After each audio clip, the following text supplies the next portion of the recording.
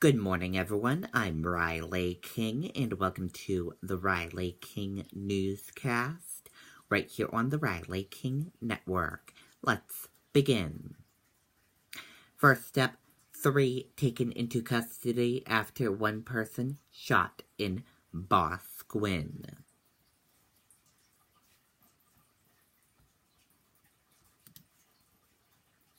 Let's take a listen to the video from WMUR News 9, Tim Callery.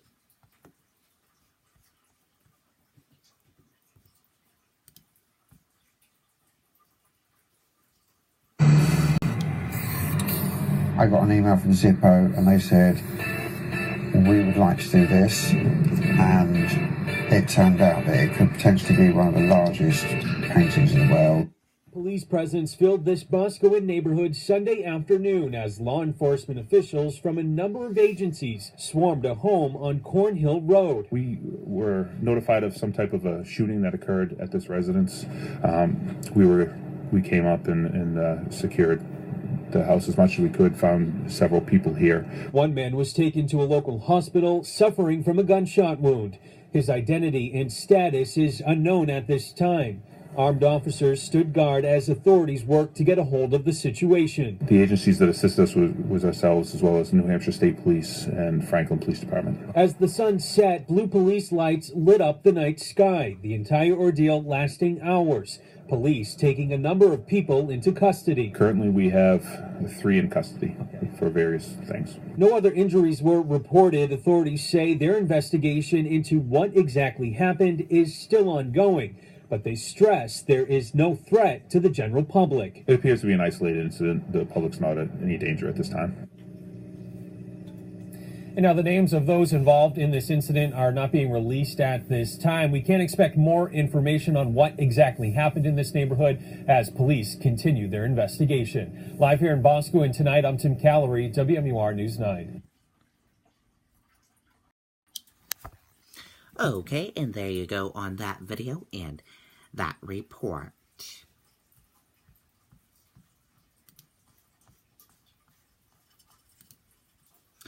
Rematch. Patriots to face Eagles in Super Bowl.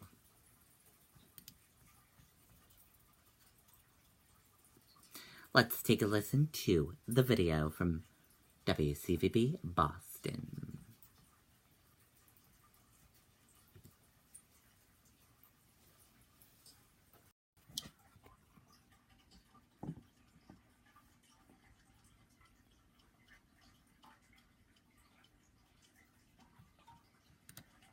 Search of kayak.com shows a range of prices, the cheapest at just $336.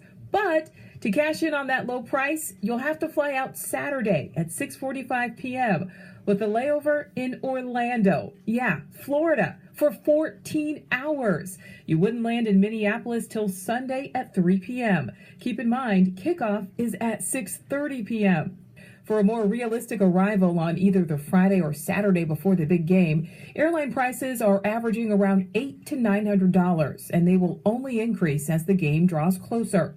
Now, let's take a look at Hotels.com for a 2-night stay, and prices range from $300 to $500 per night, with many showing limited availability, meaning you need to book as quickly as you can. And of course, that was just hotel and airfare. You still have to factor in tickets to the actual game. So, of course, be prepared to spend. Okay, and there you go on that video.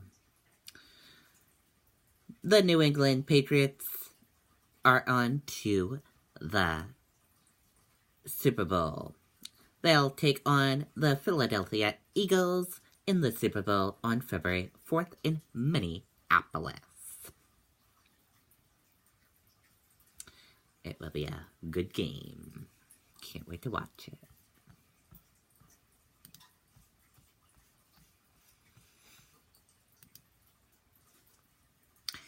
Sanford woman killed in head-on collision in Ottery early Sunday morning.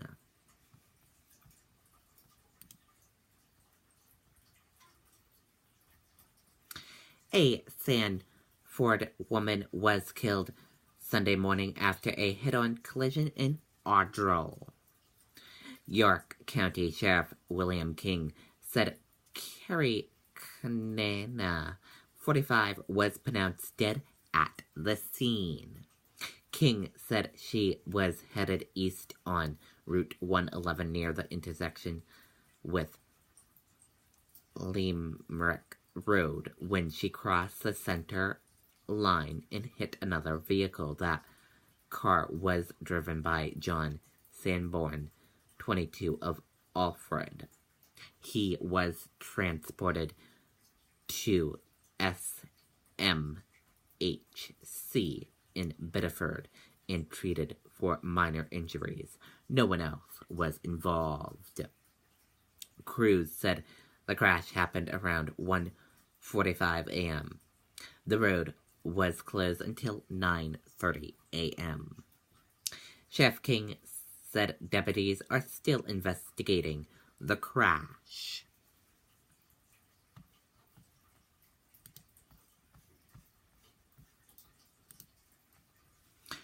World's richest 1% get 82% of wealth, Oxfam says. Just 42 people own the same amount of wealth as the poorest 50% worldwide, a new study by global charity Oxfam claimed.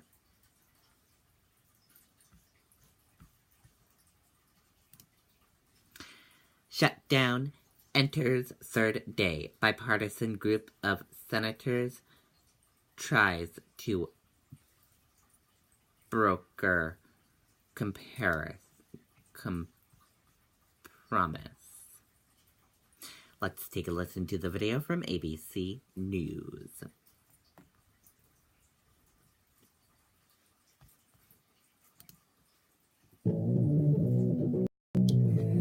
Hey, how's it going? Good, man. What can I grab for you? Let me try that TFG. Sounds good. Hey, what does TFG stand for? Take it for granted. What? Take it for granted.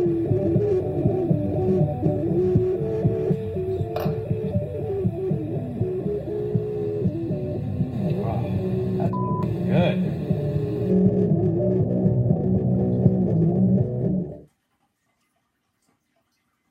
And we begin with the government shutdown battle unfolding as we come on the air at this hour.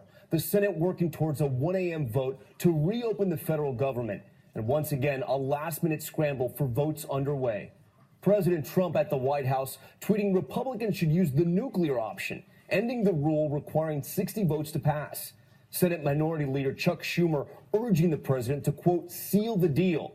Schumer even offering to agree to fund the president's wall in exchange for immigration reform. 800,000 government employees right now in limbo. ABC's David Wright leads us off from Capitol Hill. This is really surreal because I thought we were going to avoid the mess we find ourselves in today. Tonight on Capitol Hill, a showdown over the shutdown. Makes you shake your head. Who comes up with ideas like this? I agree with Majority Leader McConnell. The Trump shutdown was totally avoidable. Tonight, lawmakers are simply hoping to buy more time by passing a stopgap measure that would fund the government through February 8th, with a commitment to dealing with immigration at that time. Is it realistic to hope that there could be a solution to this tonight? Yeah, because if it doesn't happen tonight, it's going to get a lot harder tomorrow. Sources tell ABC News the ultimate compromise the Senate is working towards would give President Trump full funding for his border wall in exchange for protecting the Dreamers, those 800,000 or so young people who were brought to this country illegally as children. We're going to go to that. Senator's going, and that's likely what we're talking about for an agreement with that. That might be a tough sell with hardline Republicans who want to restrict immigration. House Democrats won't like it either if it gives Trump his wall. Would House Democrats support such a plan? All of the money that he wants for his wall? $20 billion or so. Oh, come on. And by the way, is that $20 billion going to be paid by Mexico? Already, the shutdown has forced the closure of some key national monuments. If it goes on, hundreds of thousands of non-essential government workers will face furloughs. Other more essential jobs like air traffic controllers, border guards, and the military will have to work, but without being paid. 69-year-old Venorica Tucker has been through this before. I live from payday to payday, so paycheck to paycheck. So it's very difficult. The immediate impact of the shutdown hitting so many tonight. David Wright joins us live on Capitol Hill. David, you've been talking to both sides of Congress all day long. What are you hearing about any last-minute maneuvers ahead of tonight's potential vote? This vote tonight is essentially a do-over of the stopgap funding measure that failed to pass on Friday night, only this time with a shorter 3-week window and a commitment to vote on immigration sometime in February. Republicans are optimistic that they have the 60 votes needed to pass this, but both sides agree that if they don't pass it tomorrow, this gets a whole lot worse. David Wright will be working into the night tonight. Okay, and there you go on that video and that report. And that is it for the Riley King Newscast right here on the Riley King Network. I hope you all have a great rest of your Monday, and I'll see you back here later on today for another newscast. Goodbye, everyone.